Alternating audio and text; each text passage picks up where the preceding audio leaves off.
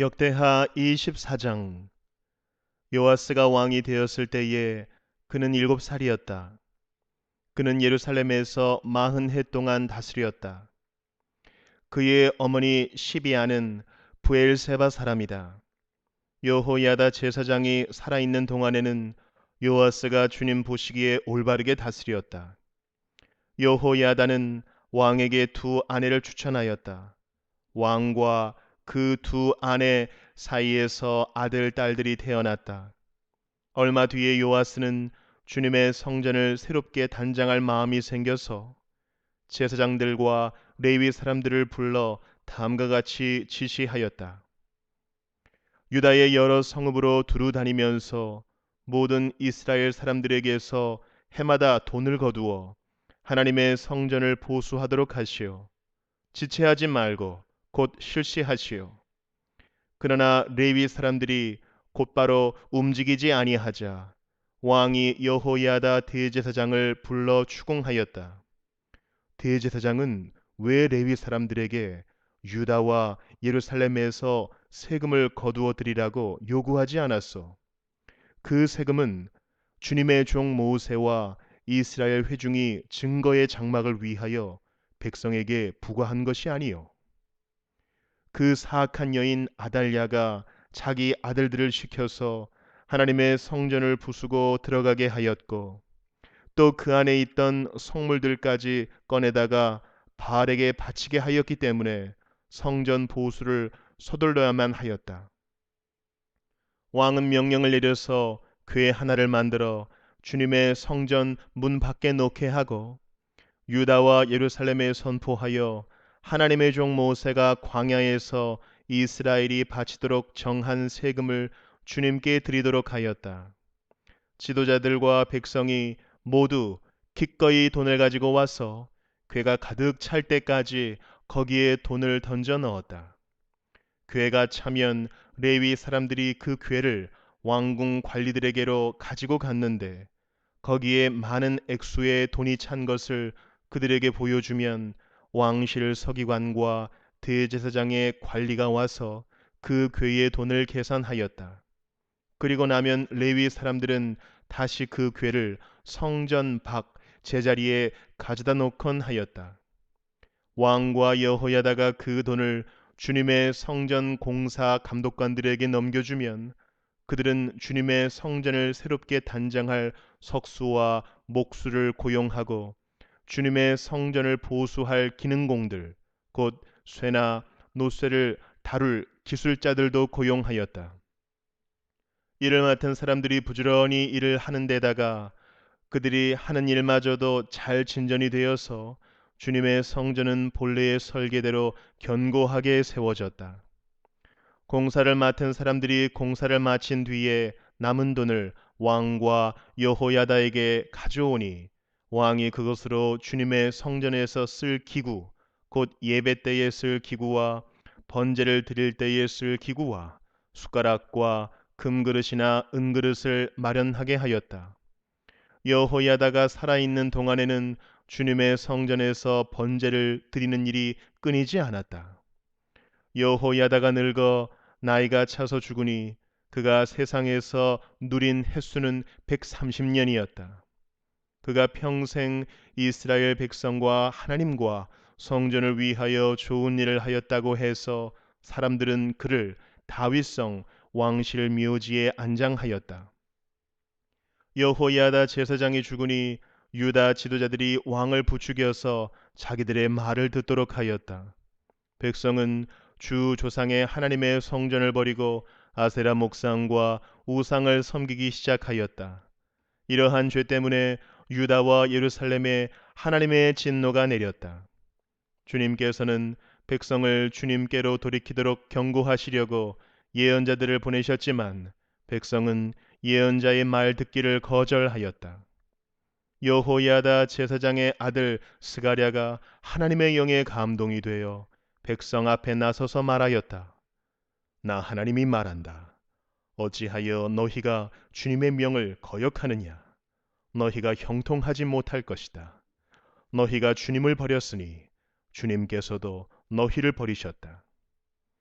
그러나 사람들은 그를 없앨 음모를 꾸몄고 드디어 왕의 명령에 따라 주님의 성전뜰에서 그를 돌로 쳐 죽였다. 이렇듯 요아스 왕은 스가랴의 아버지 여호야다가 자기에게 보인 그 충성을 생각하지 않고 그의 아들을 죽였다. 스가랴는 죽으면서 주님께서 이 일을 굽어보시고 갚아주십시오 하고 외쳤다. 해가 바뀔 무렵에 시리아 군대가 요아스를 치러 진군하였다. 그들은 유다와 예루살렘을 점령하고 백성의 지도자들을 죽이고 노략한 물건은 다마스쿠스에 있는 자기들의 왕에게로 보냈다. 시리아 군대는 수가 얼마 되지 않았다. 그러나 주님께서는 유다 백성이 주 조상의 하나님을 버린 것을 못마땅하게 여기셔서 그 적은 수의 시리아 군대가 유다의 대군과 싸워 이기게 하셨다. 이렇게 요아스에게 심판이 내렸던 것이다. 시리아 군대는 요아스에게 심한 타격을 입히고 물러갔다. 요아스의 신복들은 요아스가 여호야다의 아들 스가랴 제사장을 죽인 일에 반감을 품고 요아스가 잠을 자고 있는 동안에 그를 죽이고 말았다. 요아스는 이렇게 죽고 말았다. 그는 다윗성에 묻히기는 하였으나 왕실 묘지에 안장되지는 못하였다. 요아스에게 반란을 일으킨 사람은 암몬 여인 시므앗의 아들 사밧과 모압 여인 시므릿의 아들 여호사밧이다. 요아스의 아들들의 이야기와 요아스가 중대한 경책을 받은 것과 하나님의 성전을 보수한 사적은 모두 열왕기 주석에 기록되어 있다. 그의 아들 아마샤가 그의 뒤를 이어 왕이 되었다. 안녕하세요. 8월 19일 수요일입니다. 무더위 가운데 모두들 안녕하신가요? 오늘은 역대하 24장을 살펴보도록 하겠습니다.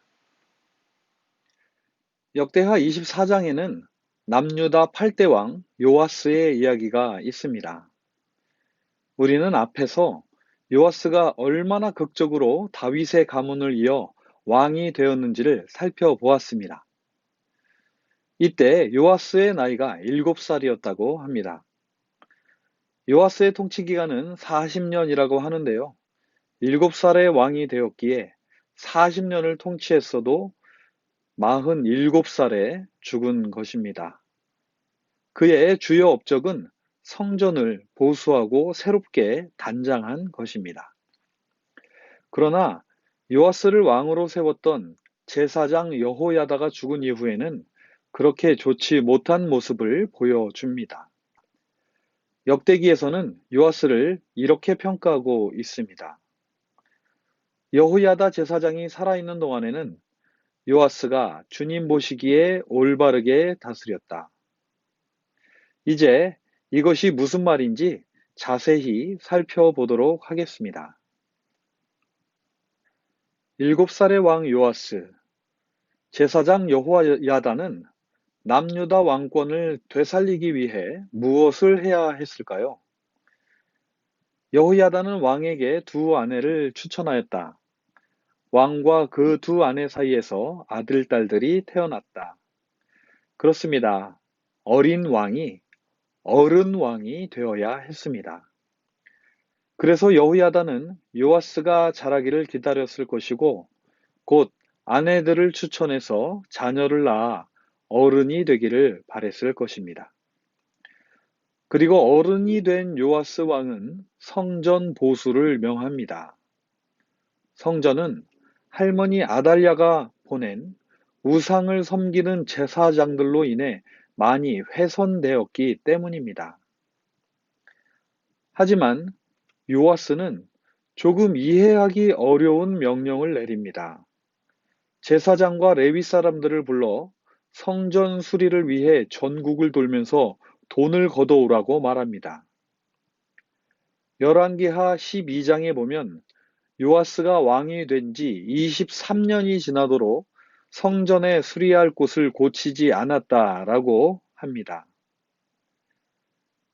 그래서 요아스는 제사장 여호야다를 불러 추궁합니다.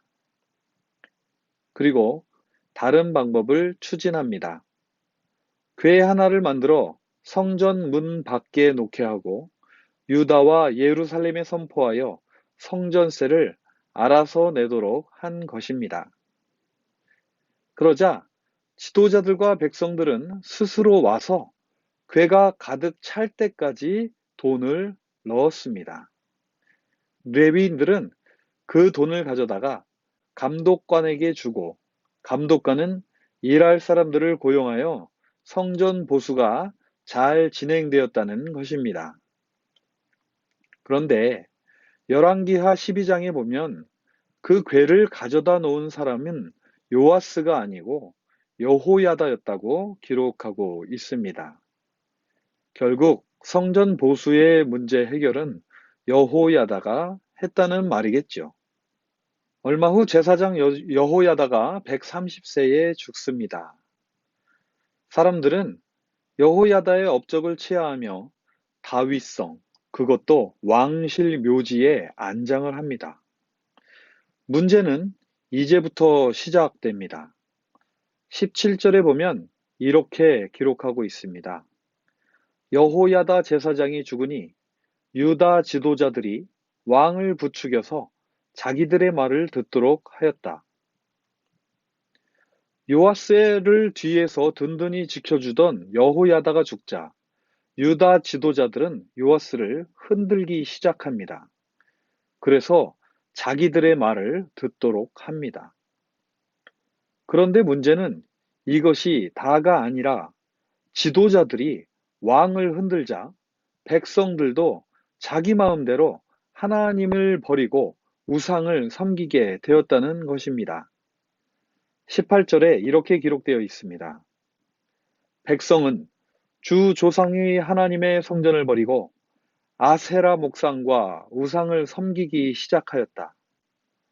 이러한 죄 때문에 유다와 예루살렘에 하나님의 진노가 내렸다. 그렇습니다. 왕이 유다 지도자들에게 흔들리자 나라의 기강이 무너지고 백성들은 그런 왕을 보며 하나님마저 무시하게 되는 것입니다.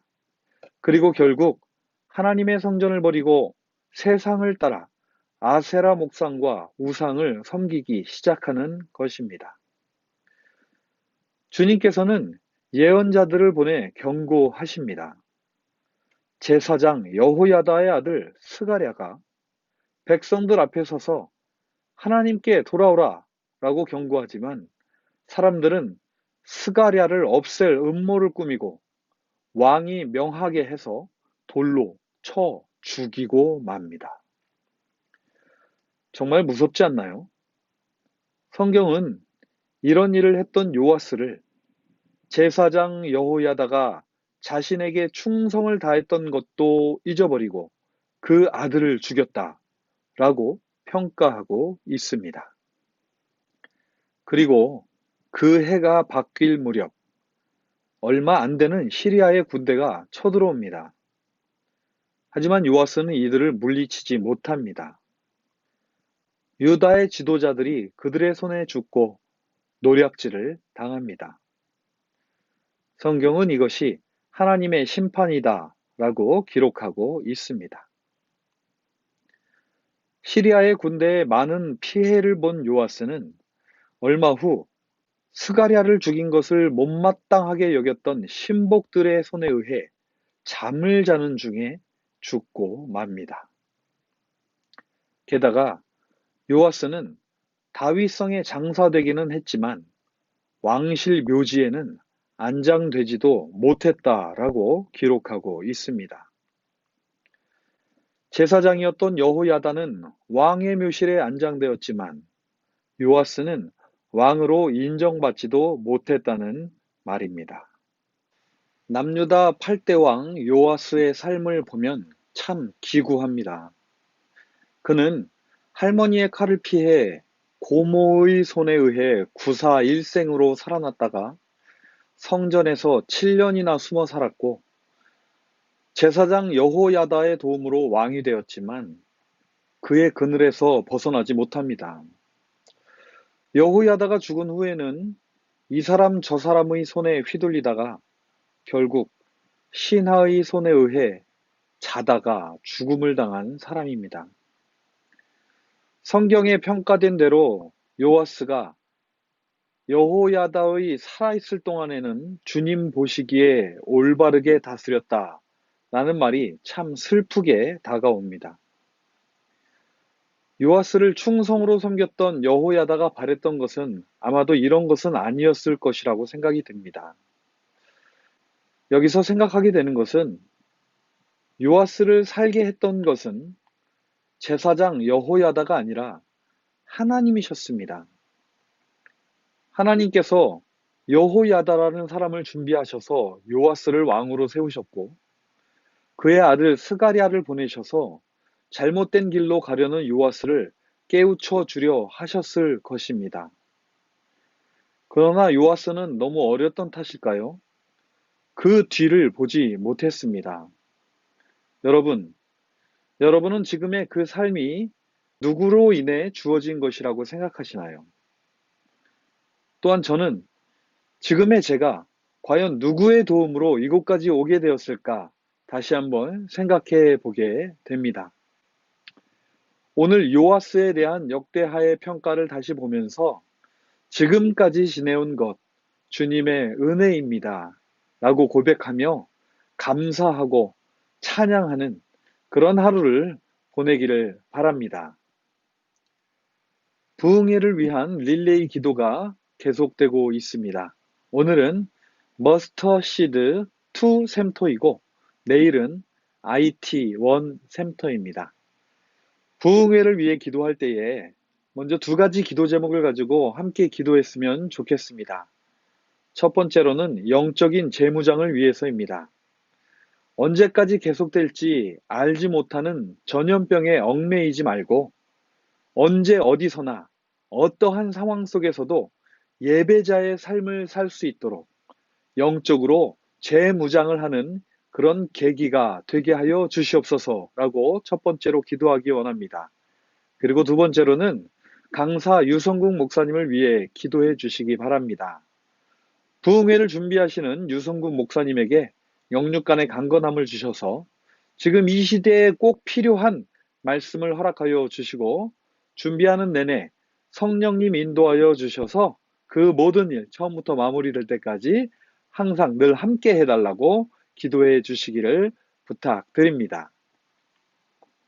다 같이 기도하시겠습니다. 하나님 아버지, 제가 지금까지 있을 수 있었던 것은 하나님의 은혜요, 사랑 때문이었습니다. 오늘 요아스 왕의 이야기를 보며 다시 한번 하나님의 은혜에 감사를 드립니다. 지금 세상에 떠도는 수많은 이야기들과 생존의 방법들이 우리들을 흔들고 있지만 우리의 생명은 오직 하나님께로 말미암았음을 다시 한번 고백합니다. 이 믿음 흔들리지 않고 오직 주님만 바라보게 하여 주시옵소서. 드림교회 위에서 부흥회를 준비하시고 또한 함께 기도하게 하심을 감사드립니다. 이번 부흥회를 위해 준비하며 기도할 때에 하나님 아버지와 더욱 깊은 관계를 가질 수 있게 되기를 소망합니다. 또한 늘 기도하는 성도님들의 마음에 성령을 부어주셔서 주님의 임재 가운데 하루하루 영적인 재무장을 할 수 있도록 인도하여 주시옵소서. 부흥회를 준비하시는 유성국 목사님에게도 성령님 부어주셔서 지금 이 시대에 우리들에게 가장 필요한 메시지를 허락하여 주시옵시고 그 메시지를 전달하실 때에 그 역할 잘 감당하실 수 있도록 영육간의 강건함과 마음의 평안을 늘 허락하여 주시옵소서. 오늘도 우리의 삶이 모두 주님 안에 있음을 고백하며 또한 찬양하며 주님 주시는 그 평안함이 우리들의 삶에 흘러 닿는 곳마다 생명이 살아나는 복된 하루 되게 하여 주시옵소서. 언제나 우리를 위해 간구하시는 우리 주 예수님의 이름으로 기도합니다. 아멘. 오늘도 주님 안에서 평안한 하루 보내시길 바랍니다. 감사합니다.